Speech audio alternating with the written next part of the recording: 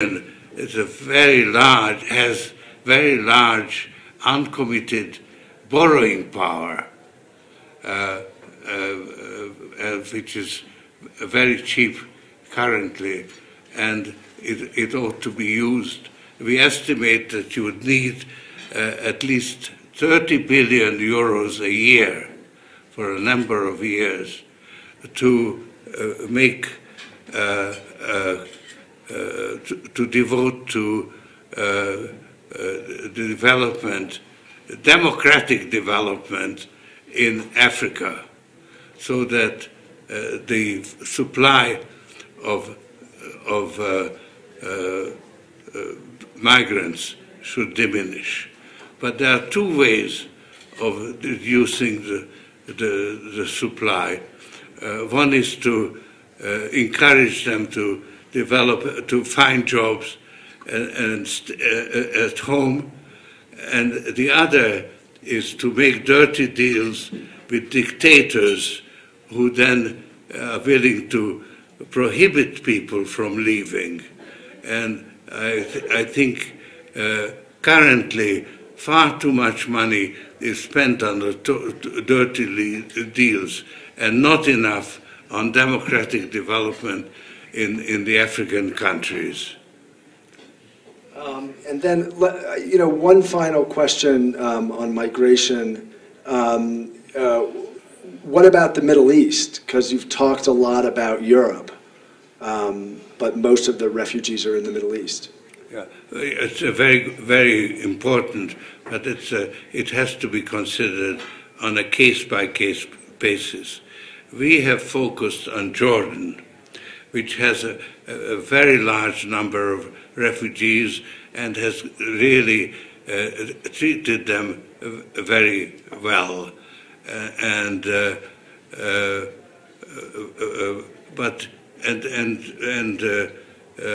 The European Union has opened up its market to Jordan exports, but didn't provide sufficient advice on how to develop products and how to sell those products in Europe.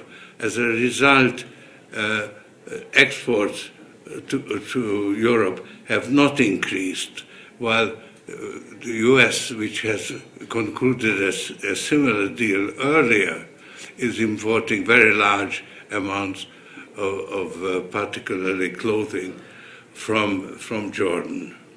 So more could be done, and I think we as a foundation have made Jordan our top priority because it has the potential of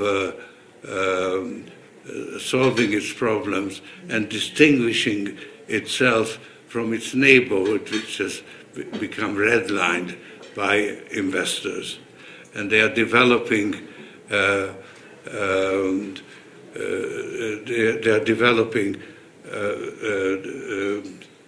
EU e-governance with the help of Estonia, which has been a world leader in this field. So we have great hopes of demonstrating success because all the ingredients are there. So somebody says, you're a currency speculator. What do you think of cryptocurrencies? Is Bitcoin a bubble? And do you have a position in cryptocurrencies? Well, cryptocurrency is a misnomer, and it's a typical bubble which is always based on some kind of misunderstanding. The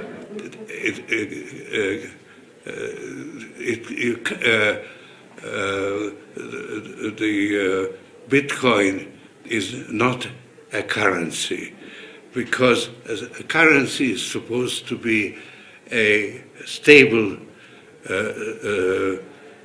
store of value, and a currency that can fluctuate 25% in a day can't be used, for instance, to pay wages, because the wages could drop by 25% in a day. So it's a speculation. It's based on a misunderstanding. There is also a very innovative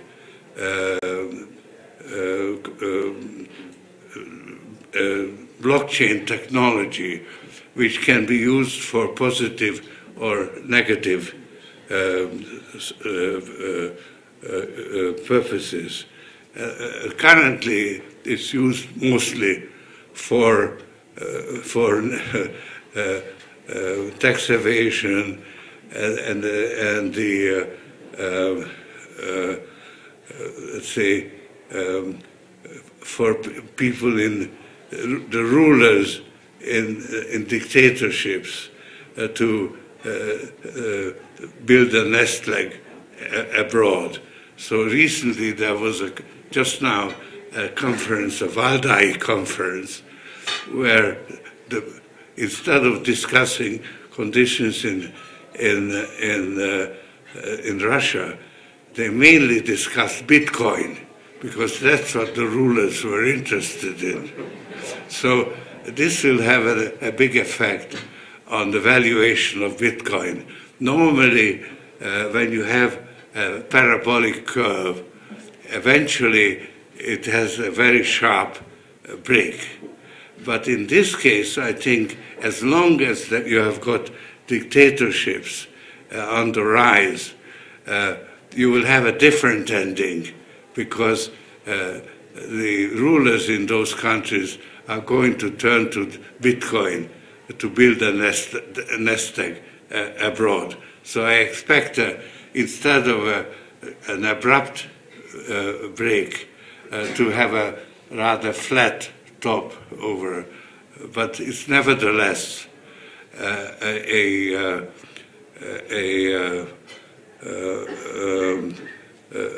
bubble, typical, which is always based on a misunderstanding, like the tulip mania.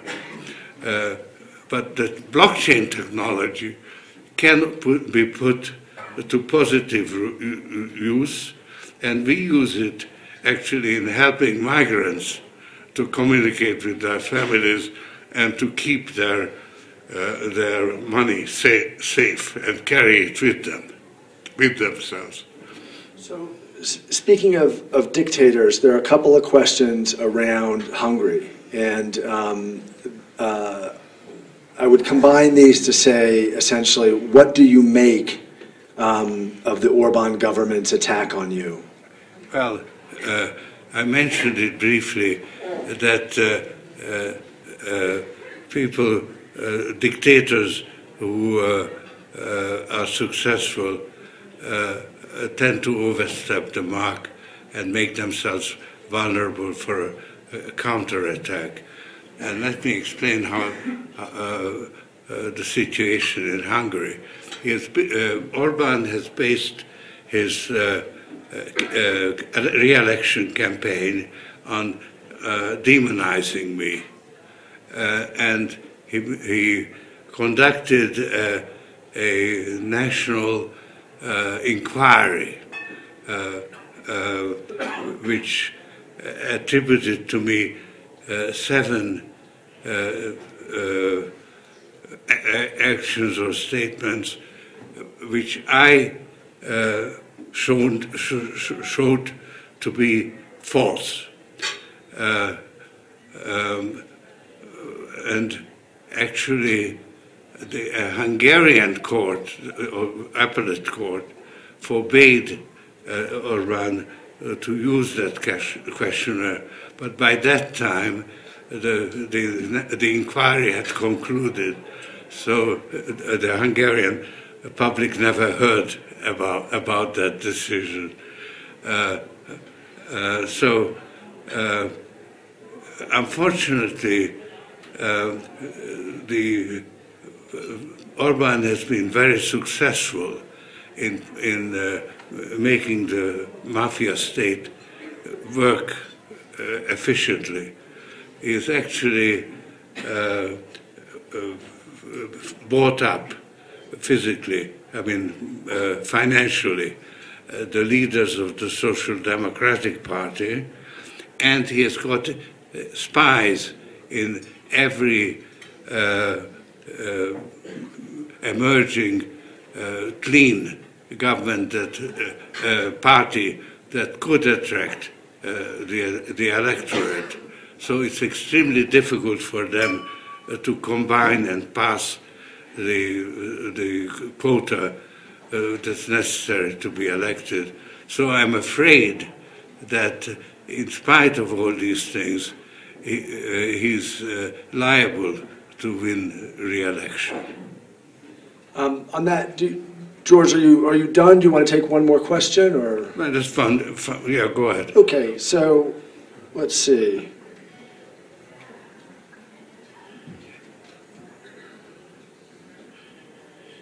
There's a question about Burma or Myanmar.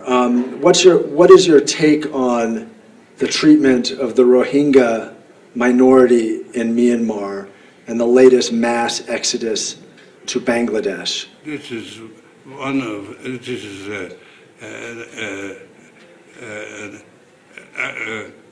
an issue that I am very, very much engaged in. I went to Sitwe, the capital of Rakhine State, 3 years ago, and I met the professional and commercial Rohingya elite in a ghetto in Sitwe. And I said to them, I'm a Rohingya, and I meant it, because their condition reminded me of the ghetto in Budapest during the war. And I have taken a personal interest in their fate, and it's terrible. I mean, it's whether it's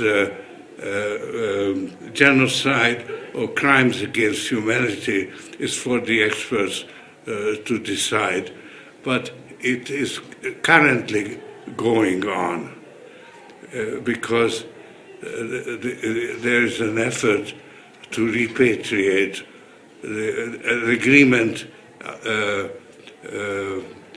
sponsored by China between Myanmar and Bangladesh to repatriate the Rohingya.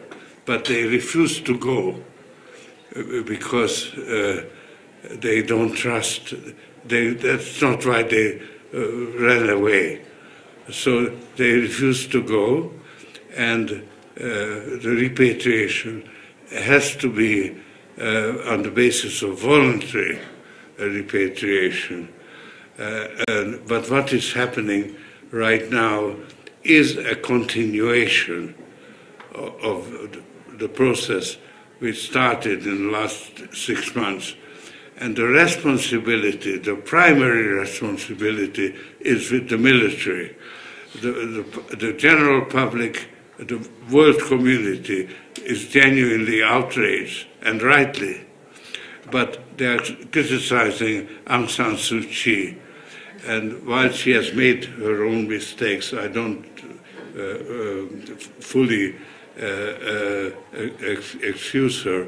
She has no power in the Rakhine State because it's entirely in the hands of the military.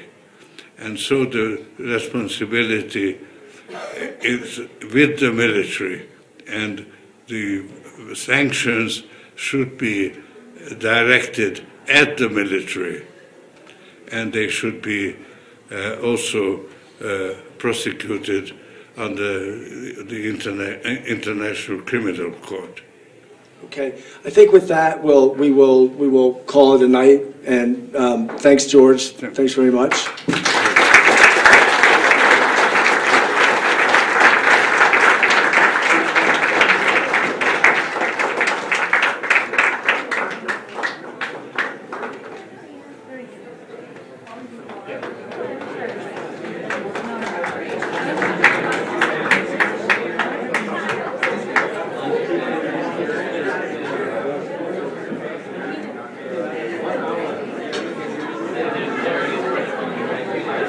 Sorry, everybody.